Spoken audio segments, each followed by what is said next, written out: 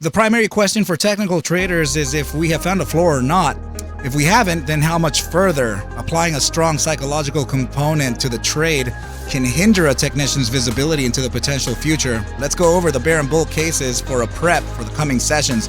Welcome back to the channel on this happy Friday. This is ARCa. Let's dive into ticker symbol GNS.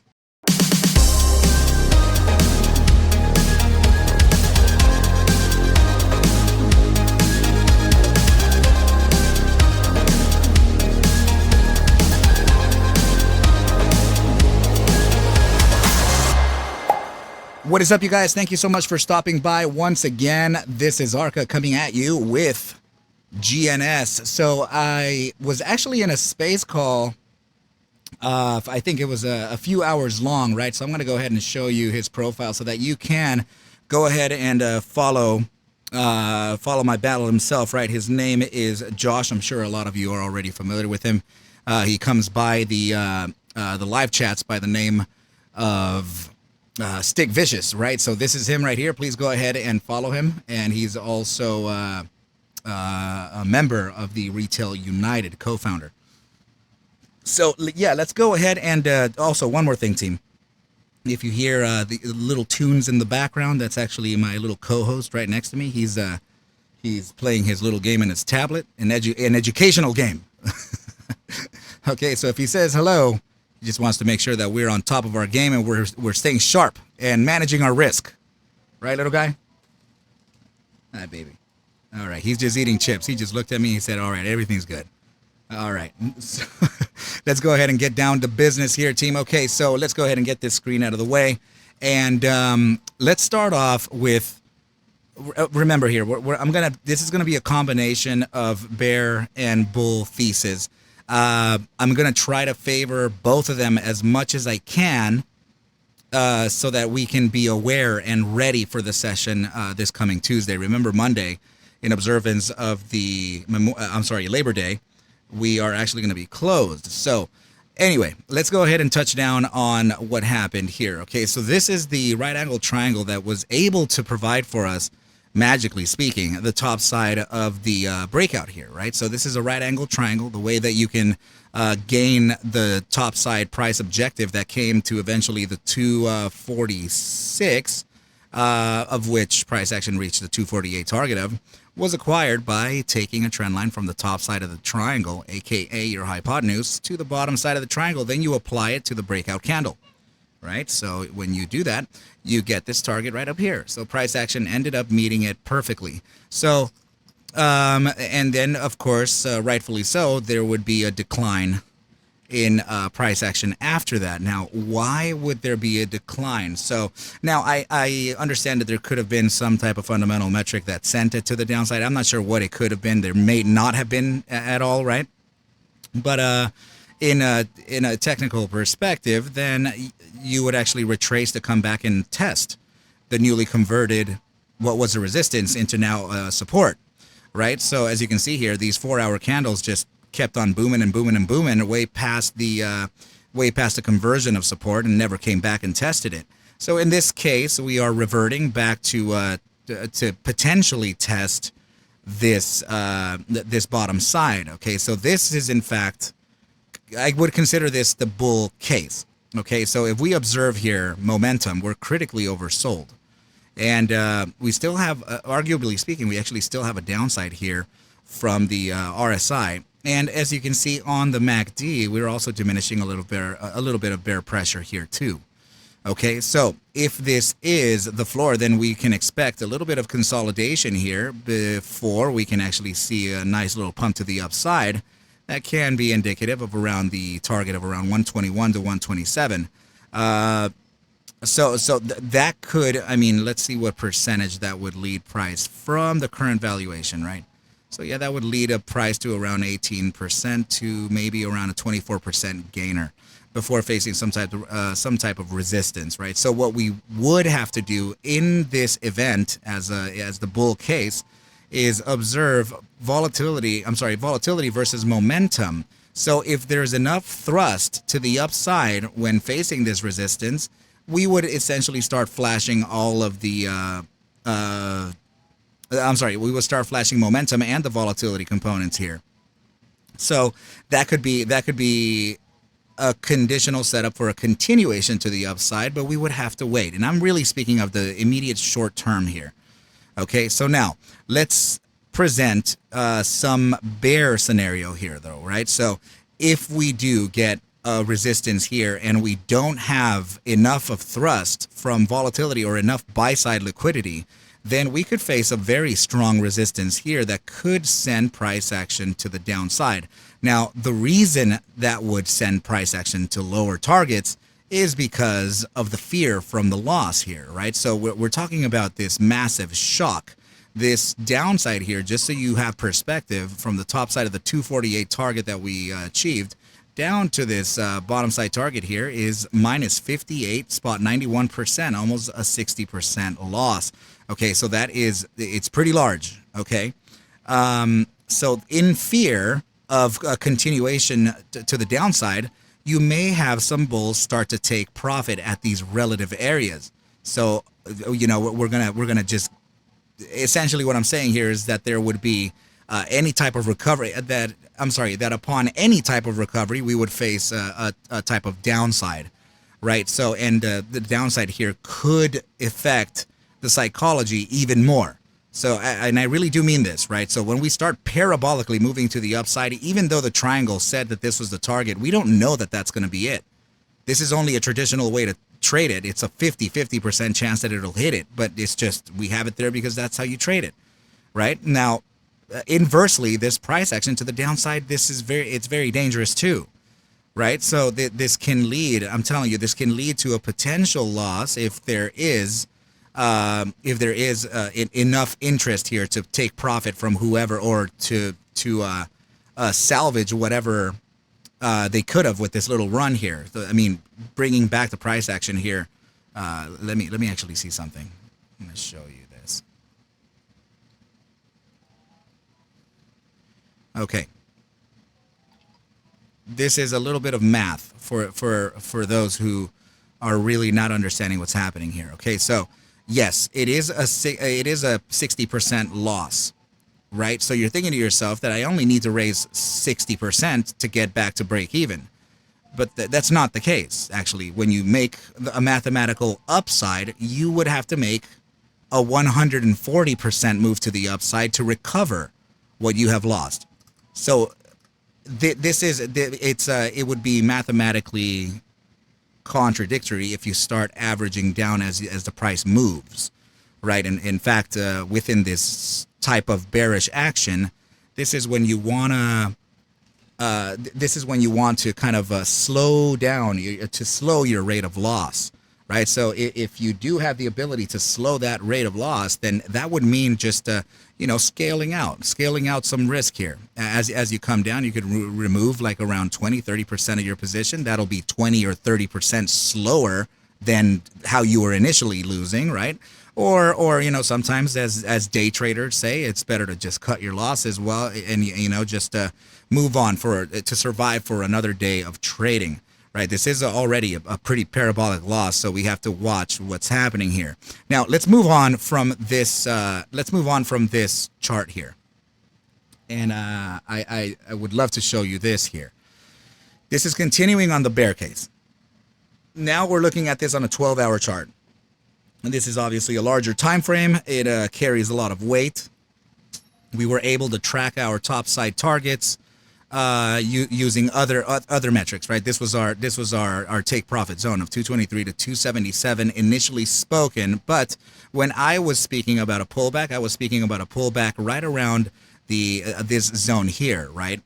I'm sorry, I was speaking about it right at 121 or 122, and the price action essentially went up another 50% to the upside, right? So the thing there is that I'm not bashing the stock.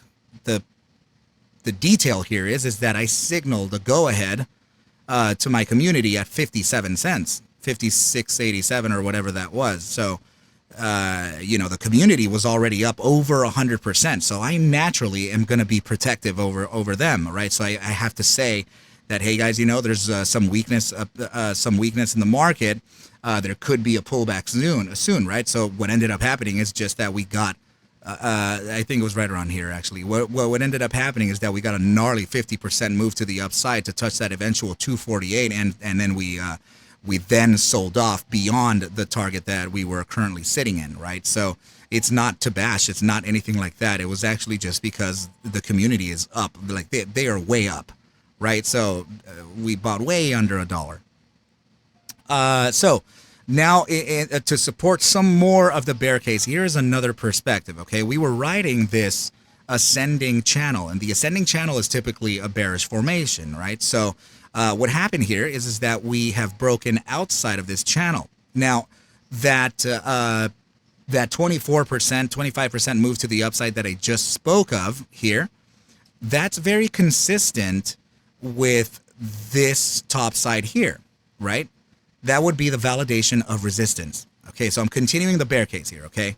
So I already gave you the bull case because the bull case would be to observe momentum versus volatility at this resistance here to see just how far we've pivoted the momentum oscillators to the upside for a potential continuation to the upside. Now, inversely speaking, as a like from the short bias, short sellers would wait for the bounce to the upside, meaning that we would get maybe another touch here at 99 cents, which is consistent to the bottom side of this channel here, 98.61 right there. You can see we would face that downside as the final test, spring to the upside to around that 130 zone. And in this case, from this perspective, we would just be testing the resistance from this channel. So when you test the resistance, that's validating short open, right? So you can open short the stock, and then there would be a continuation to the downside. Just for full transparency, I did express this in the live space call. I am not long or short this asset and have not traded it since I signaled it at 57 cents. The community has. I have not. Okay, so I am currently trading and very bullish on ASRE, okay, and I do see a very nice short-term play coming up for FNGR as well, coming into next week. Okay, so those are the plays that I'm in. So this is based on request, and I saw the play, and I committed to the community to kind of guide this and watch it day by day since I think the 8th of August, right around early August, right? So now price action is declining. We have to kind of recognize this as an eventuality based on these huge parabolic runs, which first of all, I have been measuring these types of runs, these parabolic runs on these small stocks over the period of maybe 2 years now, and I'm saying that I've been backtesting these throughout their entire trading history for the last 2 years, meaning a lot of tickers, right? So what tends to happen is, you get the parabolic run followed by a potential second run, and then that would be the final touch of it, just bull exhaustion, and then there's no returning back to it unless there is a very strong catalyst like the one that I'm hearing. Okay, so if we were to take the downside and continue the bear thesis on this, there is a bottom side price objective for this, psychological too. So you take a trend line from the top side of the channel to the bottom side of the channel, and you apply it similarly to the triangle to the breakdown candle. Okay, so in this case here, you can see that the price action would eventually take us back down to 56.08. Now, 56.08 is very particular because it also is the top side of this falling wedge. We never came back. As soon as we broke out of it, we never came back to test it. So very similar to the other triangle where we're testing that bottom side of the triangle right now. There also is this possibility, okay? Now, I do have to say that this is going to be a little tougher to reach. Why I say that is because upon this run to the upside, you get this spike right up here, and then you make this parabolic downside, creating a shakeout right up in here, and then we get a massive upside, right? This area here now, in particular, is your invalidation zone.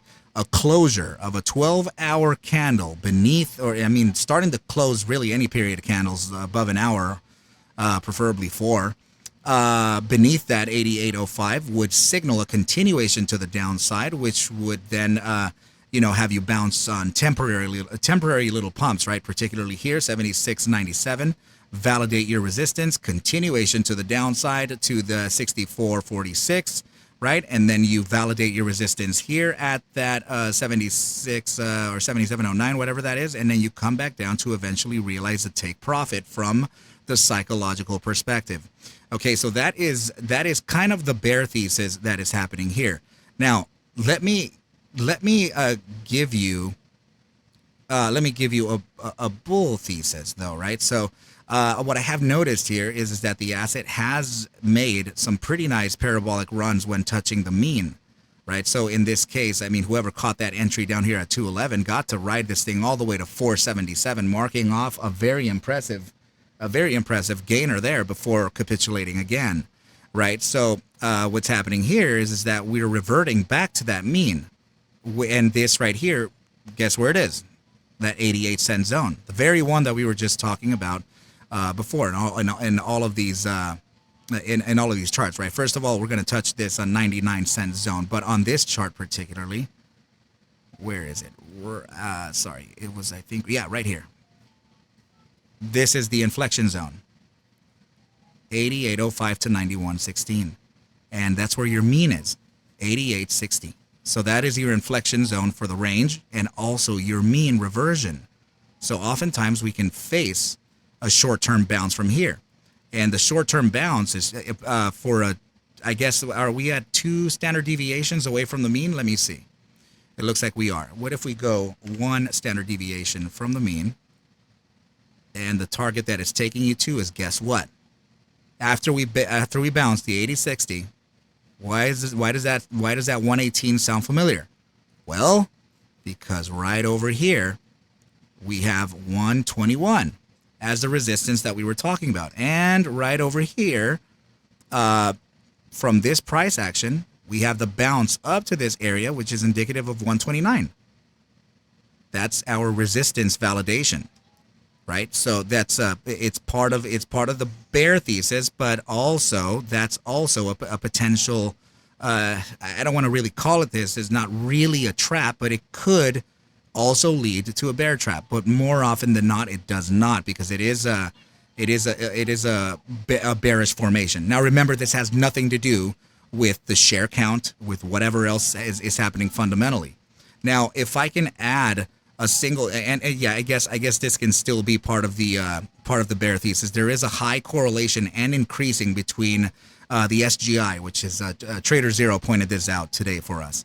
He said the correlation between the SGX and which is the Singapore index, 5x lever, and the GNS asset, they do have some correlation. Now, I was able to point out myself that there is a very clear line of regression on both of the assets, right? So there is a short-term upside to look at here based on the 5-day time frame of the SGX, which would, in essence, present that bull thesis that we have for the very short term, where we can make that upside to around the 121 area and then face a strong resistance, right? But we have to observe when we get there. There's no way I can tell you this. There's no way I can guess where this is going to go.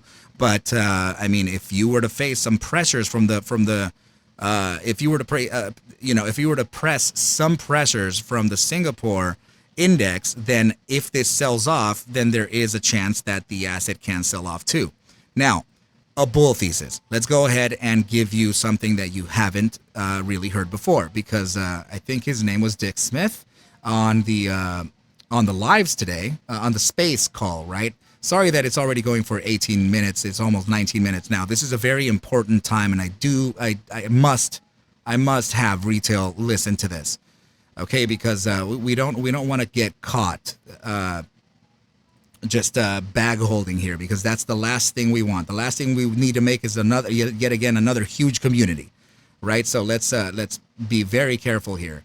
Yeah, so I think it was Dick that actually spoke about this, and he pointed out that this Genius group is actually an education system, and he also pointed out that we have found the mask mandates are coming in again countrywide, and we are already facing a pretty strong virus variant, right? That can lead to closures in the near future. So if that's the case, then an online education system that focuses on really anything ever, you can learn really anything here, and I think it's an all ages thing as well.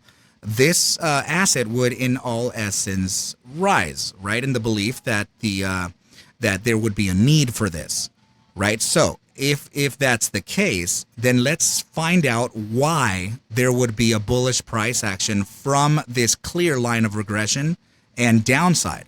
Okay, well, I can already see one, so I'm just playing the devil's advocate here, okay? Now remember, I'm not focused on anything fundamentally speaking from the GNS asset, as the GNS asset it has a I must admit, listening to Trader Zero and his opinions based on the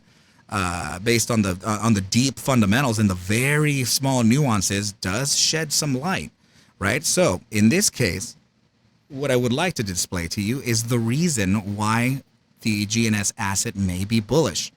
This is an ascending triangle on a 5-day variety.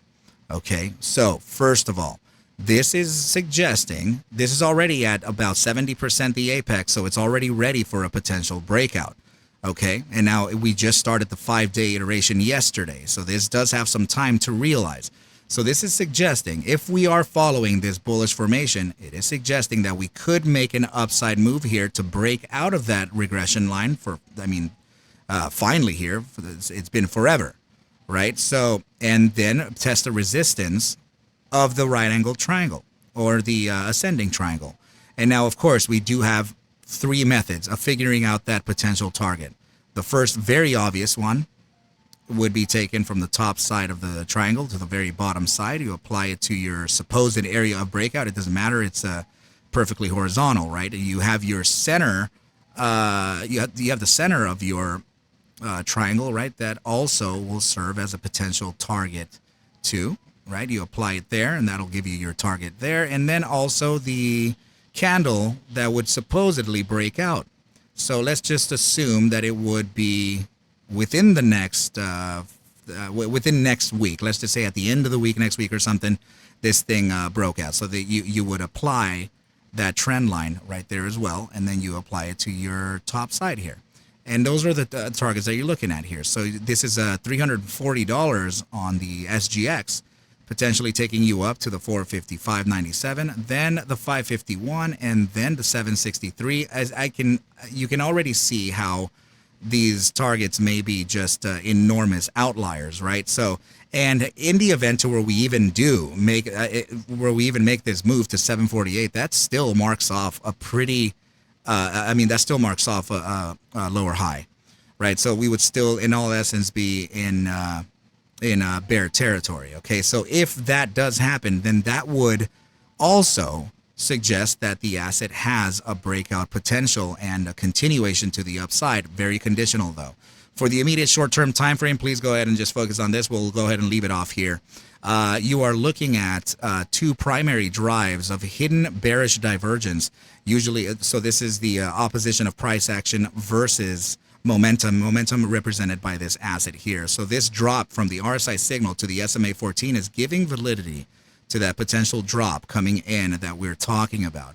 Okay, the one I'm speaking of is this here, right? So we can get that bottom side, top side, then a resistance, and then we could use that drop on the 3-day to eventually reach that 88 to 91.16 zone.